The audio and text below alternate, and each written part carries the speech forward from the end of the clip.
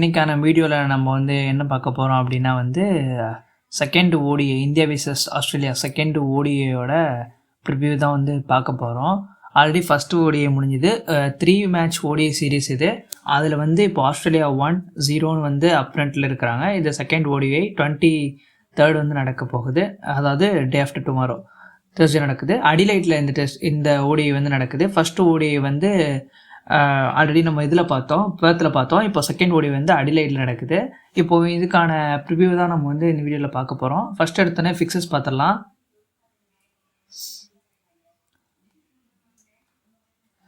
இதான் அந்த ஃபிக்ஸஸ்.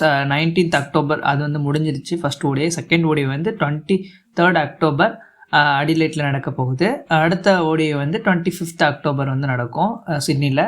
இதுதான் வந்து சீரீஸ் டிசைடர். இந்த மேட்ச் வந்து இந்தியா லாஸ் பண்ணாங்க அப்படின்னா ஹோல் சீரீஸையும் வந்து லாஸ் பண்ணிடுவாங்க. இந்த மேட்ச் ஜெயிச்சாங்கன்னா 1-1 சொல்லி ஈக்குவல் பண்ண முடியும். அதை வந்து பண்ணுவாங்கன்னு நம்ம வந்து நம்புவோம். இப்போ வந்து அந்த கிரவுண்டோட ஸ்டாட்ஸை வந்து பார்த்துடலாம். இதுதான் வந்து அந்த கிரவுண்டோட ஸ்டாட்ஸு. எப்படின்னா இந்த கிரவுண்டோட டைமென்ஷன்ஸ் பார்த்திங்கன்னா ஸ்ட்ரெயிட்டில் வந்து ரொம்ப லாங்கு 95 மீட்டர்ஸ் இருக்கும். சைட் பவுண்ட்ரிஸ் வந்து 2 சைடுமே ரொம்ப சின்னது, பின்னாடி ரொம்ப சின்னது. ஸ்ட்ரைட் பவுண்ட்ரி தான் இருக்கிறதுலே அந்த கிரவுண்டில் ரொம்ப பெருசு. ஆவரேஜ் ஃபர்ஸ்ட் இன்னிங்ஸ் ஸ்கோர்னு பார்த்திங்கன்னா வந்து இது வந்து 2022 2025 இருக்கிற ஸ்டாட்ஸ் தான். ஆவரேஜ் ஃபர்ஸ்ட் இன்னிங்ஸ் ஸ்கோர் வந்து 287.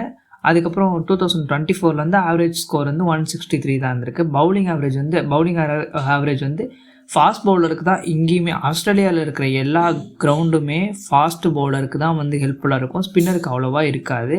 பர்டிகுலர்லி இந்த கிரவுண்ட் வந்து ஸ்பின்னருக்கு ரொம்பவுமே எந்த ஒரு யூஸுமே இருக்காது. ஃபுல்லாக ஒரு பேஸ் பவுலிங் விக்கெட் தான் இது. இப்போது அவங்களோட ஆவரேஜ்னு பார்த்தோம்னா ஃபாஸ்ட் பவுலிங் ஆவரேஜ் வந்து 36 அண்ட் எக்கானமி ரேட் வந்து 5.53. ஸ்பின் பவுலிங் ஆவரேஜ்னு பார்த்தோம்னா 50 அண்ட் எக்கானமி ரேட் வந்து 6.09. Wickets percentage based on the innings, அதாவது வந்து எப்படி வந்து விக்கெட்ஸ் வந்து விழுந்திருக்கு அப்படின்னு சொல்கிறாங்க.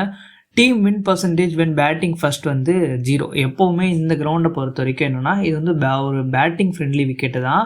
இனிஷியலாக இல்லை, ஒரு மிடில் ஓவர்ஸில் மட்டும்தான் கொஞ்சம் வந்து பேஸ் பவுலிங்க்கு கொஞ்சம் எஃபெக்டிவாக இருக்கும்.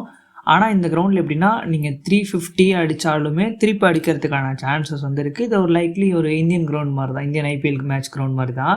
இந்த கிரவுண்ட் வந்து அதிகபட்ச ஸ்கோர் வந்து 350க்கு மேலே ஒரு 2 தடவை வந்து இந்த கிரவுண்டில் வந்து வச்சுருக்காங்க. ஸோ வந்து டீம் செகண்ட் எந்த பேட்டிங் வந்து எந்த டீம் கிடைக்குதோ அந்த டீமுக்கு தான் அட்வான்டேஜ். ஏன்னா 2 டீமோட பேட்டிங் லைனப்புமே நல்லாயிருக்கு. ஆஸ்திரேலியாவோட பேட்டிங் லைனப்பில் என்ன தான் வந்து எக்ஸ்பீரியன்ஸ் இல்லைனாலும் அவங்கக்கிட்டே நல்ல குவாலிட்டியான பேட்ஸ்மென்ஸ்லாம் இருக்காங்க. அதுக்கப்புறம் இன்ஜுரியில் இருந்தவங்க அந்த மாதிரி பிளேயர்ஸ்லாம் மறுபடியும் வந்து இப்போது அந்த டீமுக்கு வந்து கம்பேக் கொடுத்துருக்காங்க. ஸோ வந்து டாஸுங்கிறது இதில் வந்து பெரிய விஷயம். ஏன்னா அந்த டாஸ் வந்து ஜெயிச்சு ஃபஸ்ட்டு பவுலிங் போடுறவங்களுக்கு தான் அட்வான்டேஜ். ஏன்னா செகண்ட் பேட்டிங் வந்து எவ்வளோ சேஸாக இருந்தாலும் ஈஸியாக அடிக்க முடியும். பர்டிகுலர்லி இந்தியா மாதிரி ஒரு சைடு, அதாவது நம்பர் 8 நம்பர் 9 வரைக்கும் பேட்ஸ்மென்ஸ் இருக்க ஒரு சைடில் வந்து ஈஸியாக வந்து ஒரு 350 சேஸ்லாம் கூட பண்ண முடியும். இனிஷியலாக அப்படி வந்து ஜெயிக்கணும் அப்படின்னா அது ஒரு புதுசாக தான் இருக்கும். ஏன்னா இந்த கிரவுண்டில் வந்து நம்ம ஒரு 350 மேலே அடிச்சுட்டு அதுக்கப்புறம் நம்மக்கிட்ட இருக்கிற பவுலிங் அட்டாக் வச்சு ஆஸ்திரேலியாவை ஸ்டாப் பண்ண முடியும்னு நான் நினைக்கிறேன். ஸோ இருந்தாலும் சேஸுங்கிறது நமக்கு தான் அட்வான்டேஜ். ஏன்னா இனிஷியலாக வந்து ரன்ஸ் அந்த போர்டு ஒரு 250க்குள்ளே நம்ம வந்து அவங்கள ஆல் அவுட் ஆக்கணும்னா அதுக்கப்புறம் அதுலேருந்து நம்ம ஈஸியாக எடுத்துகிட்டு போக முடியும். விராட் கோலி மாதிரி ஒரு ஆளை வச்சுட்டு. அடுத்து வந்து விக்கெட்ஸ் பெர் இன்னிங்ஸ் பார்த்துலாம். விக்கெட்ஸ் பெர் இன்னிங்ஸ்னால் வந்து ஃபர்ஸ்ட் இன்னிங்ஸில் வந்து 9.5 இது தான் சொன்னேன். ஃபஸ்ட் இன்னிங்ஸில் விக்கெட்ஸ் வந்து அதிகமாகவே உங்களுக்கு வந்து விழுந்துடும். ஆனால் செகண்ட் இன்னிங்ஸில் பெருசாக விக்கெட்ஸே கிடைக்காது. 2.50 தான் வந்து விக்கெட்ஸ் வந்து அந்த பர்சன்டேஜ் அளவு தான் வந்து விக்கெட்ஸ் இங்கே கிடைக்கும். விக்கெட்ஸ் பர் ஃபேஸ்ன்றது பவர் பிளேயில் வந்து அவ்வளோவா இங்கே இனிஷியலாக விக்கெட்ஸ் எதுவும் கிடைக்காது. 1 to 10 ஓவர்ஸில் 1.25 தான் உங்களுக்கு பர்சன்டேஜ் தான் வந்து விக்கெட்ஸ் கிடைக்கும். மிடில் ஓவர்ஸில் தான் வந்து உங்களுக்கு அதிகப்படியான விக்கெட்ஸ் கிடைக்கும். டெத் ஓவரில் பெருசாக இங்கே ரன்ஸ் மட்டும் தான் வரும், விக்கெட்ஸ் வராது. அதனால தான் சொன்னேன் இந்த கிரவுண்டில் வந்து சேஸ் தான் ரொம்ப ஃபேவரபுளாக இருக்கும்னு. ஏன்னா டீம் ஃபஸ்ட்டுக்கு வந்து எந்த ஸ்கோருமே இங்கே வந்து அஷூரன்ஸ் கிடையாது, அதாவது நம்ம ஜெயிச்சிருவோம் அப்படின்னு சொல்கிறதுக்கு. இப்போ வந்து 2 டீமோட பிளேயிங் 11 பார்ப்போம். போன மேட்ச்லேயே நம்ம வந்து பிளேயிங் 11 என்னென்னா ஒரு சின்ன சேஞ்ச் இருந்தது. என்னென்னா நம்ம வந்து மேத்யூ கனமேன் வந்து விளையாடலை, அதுக்கப்புறம் வந்து நேத்தன் எல்லிஸையும் விளையாடலை. ஆனால் வந்து ஆஸ்திரேலியா அவங்க விளையாண்டாங்க. என்னை பொறுத்த வரைக்கும் என்னென்னா மோர் ஓவர் இது மறுபடியும் ஸ்பின் ஃப்ரெண்ட்லி விக்கெட் இல்லாததுனால குல்தீப் யாதவை இந்த மேட்சும் ட்ரா பண்ணுறதுக்கான சான்ஸ் தான் ரொம்பவுமே அதிகம். ஐ திங்க் சேம் ஸ்குவாடே தான் அவங்க போவாங்க. வேணும்னா ஏதாவது சேஞ்சஸ் வேணும்னா ஐ திங்க் வாஷிங்டன் சுந்தருக்கு பதிலாக குல்தீப் யாதவ் வந்தால் விளையாடு. ஆனால் ஹர்ஷித் ராணா, முகமது சிராஜ், ஹர்ஷதீப் சிங் வந்து மறுபடியும் கண்டினியூ தான் பண்ணுவாங்க. சேம் டீம் தான். ரோஹித் சர்மா, சுப்மன் கில், விராட் கோலி, ஸ்ரேயஸ் ஐயர், கேஎல் ராகுல், அக்சர் பட்டேல், நிதிஷ் குமார் ரெட்டி அண்ட் வந்து Washington Sundar, Harshit Rana and Mohammed Siraj, Arshdeep Singh same team தான் ஆடுவாங்க. ஆஸ்திரேலியா 11ஸில் வந்து ஒரு சில சேஞ்சஸ் எதிர்பார்க்கலாம். ஏன்னா அவங்களோட அலெக்ஸ் கேரிலாம் வந்து ரிட்டர்ன் ஆகிருக்காரு. So Travis Head, Mitchell Marsh அவங்க தான் வந்து ஓப்பனிங்கு. நம்பர் 3 வந்து இப்போது ஆல்ரெடி வந்து இவர் விளாண்டுட்டு இருந்தார், மேத்யூ ஷாட் விளாண்டுட்டு இருந்தார். ஆனால் இப்போ வந்து அவங்களோட பழைய பிளேயர்ஸ் வந்ததுனால ஒரு சில பேர் வெளில போனோம். அதில் வந்து ஜாஸ் ஃபிலிப்பே போன மேட்ச் நல்லா விளையாண்டாரு. ஸோ அவர் வந்து நம்பர் 3 ஆடலாம். இல்லைனா மேத்யூ ரென்ஷா வந்து நம்பர் 3 ஆடுவார். அடுத்ததாக வந்து நம்பர் 4 ஜாஸ் ஃபிலிப்பே ஆடுவார். நம்பர் 5 வந்து அலெக்ஸ் கேரி, அவங்களோட பிரைமரி விக்கெட் கீப்பர் வந்து திருப்பி ஸ்குவாடுக்குள்ளே வந்துட்டார். அடுத்ததாக நம்பர் 6 வந்து மிச் போவன். இவர் வந்து பவுலிங்லேயும் நல்லா கான்ட்ரிபியூட் பண்ணார் போன மேட்ச்சு.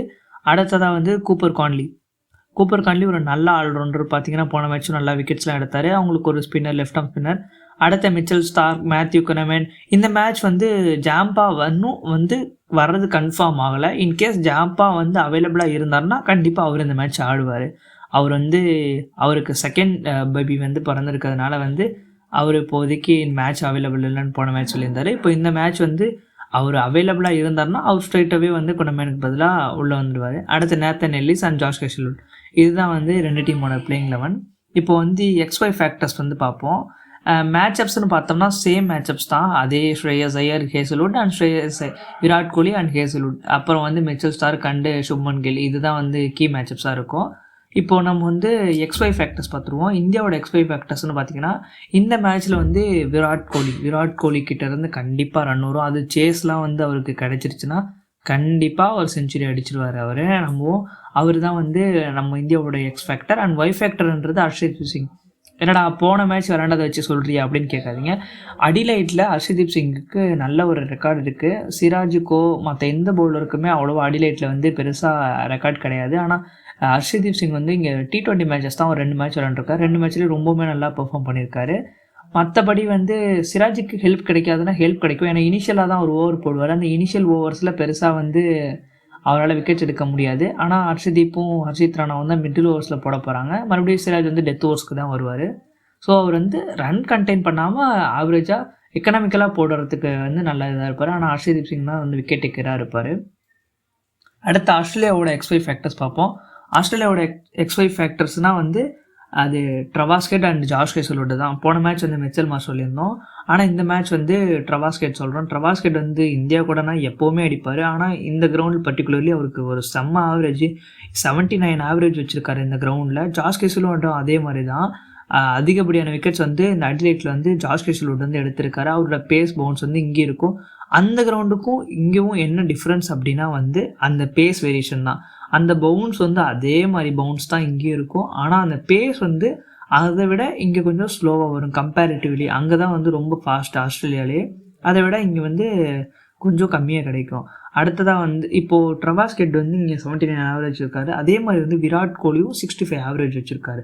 அவர் வந்து ஆஸ்திரேலியாவில் அடிலைட் தான் one of the favourite ground for Virat Kohli. இப்போது வின் ப்ரெடிக்ஷன் நம்ம வந்து எப்படி சொல்லலாம்னா, இப்படி சொல்கிறேனே தப்பாக நினச்சிக்காதீங்க, ஆனால் இதுதான் உண்மை. 50-50. எதனால் அப்படின்னா வந்து இந்த மேட்சை பொறுத்த வரைக்கும் டாஸ் தான் டிசைட் பண்ணும். இப்போது நம்ம இந்தியா கிட்ட வந்து ஒரு நல்ல பேட்டிங் லைனப் இருக்குது. ஆனால் ஒரு சில பேர் வந்து ஃபார்ம் அவுட்டில் இருக்காங்க. அவங்க வந்து சேஸ் கிடச்சிதுன்னா கொஞ்சம் கம்ஃபர்டபுளாக இருப்பாங்க. ஏன்னா வந்து எவ்வளோ டார்கெட்டுன்னு தெரியும், எந்த பவுலரை வந்து அட்டாக் பண்ணலாம் அப்படின்னு செலக்ட் பண்ணி நம்மளால் ஆட முடியும். இதுவே நம்ம வந்து இந்தியா ஃபஸ்ட் பேட்டிங் ஆடிச்சு அப்படின்னா அப்போ வந்து நம்ம ரன்ஸை அந்த போர்ட் போடணுன்ற ப்ரெஷர்லேயே நம்ம வந்து ஒரு 250-280 கூட ஆல் அவுட் ஆகிறதுக்கான சான்சஸ் இருக்குது. ஸோ வந்து எந்த டீம் டாஸை வந்து வின் பண்ணுறாங்களோ அந்த டீமுக்கு தான் வந்து ஃபேவரபுளாக இருக்கும். இப்போ போன மேட்ச்சே நான் பார்த்திங்கன்னா ஃபஸ்ட்டு இனிஷியலாக நம்ம வந்து பவுலிங் போட்டிருந்தோம்னா அவங்க இந்த மாதிரி ஒரு 280-230 ஆல் அவுட் ஆகிருந்தாங்கன்னா நம்மளாலேயும் வந்து அந்த சேஸ் வந்து ஈஸியாக ஆடி இருக்க முடியும். அதனால தான் வந்து நான் சொல்கிறேன், இந்த மேட்ச்சை பொறுத்த வரைக்கும் டாஸ் தான் வந்து பிக் ரோல் ப்ளே பண்ண போகுது. டாஸ் எந்த டீமுக்கு வந்து சாதகமாக இருக்கோ அந்த டீமுக்கு தான் அட்வான்டேஜ். இப்போது இதுக்கு முன்னாடி நம்ம போட்ட ப்ரிவியூவும் சரி, அந்த ப்ரிவியூன்னு நிறைய நம்மளோட ப்ரெடிக்ஷன்ஸ் தான் வந்து நல்லாவே ஒர்க் அவுட் ஆகிருக்கு, கரெக்டாகவும் நடந்திருக்கு. ஒரு சில ப்ரெடிக்ஷன்ஸ் வந்து தப்பாக போயிருக்கலாம். அதே மாதிரி தான் இந்த மேட்ச்க்கும் நம்ம வந்து ஒரு ப்ரெடிக்ஷன் பண்ணுறோம். அதை எக்ஸ் ஃபேக்டர்ஸ் ஒய் ஃபேக்டர்ஸ் அவங்களாவும் அதுக்கேற்ற மாதிரி தான் வந்து நல்லாவே பெர்ஃபார்ம் பண்ணுறாங்க. ஸோ வந்து நான் ஆல்ரெடி ஃபஸ்ட்டு மேட்சோட ரிவ்யூ போட்டேன். ஸோ செகண்ட் மேட்சும் நம்ம இதை மேட்ச் முடிஞ்ச உடனே வந்து ரிவ்யூ போடுறேன். அவ்வளோதான் ஃப்ரெண்ட்ஸ், பாய்.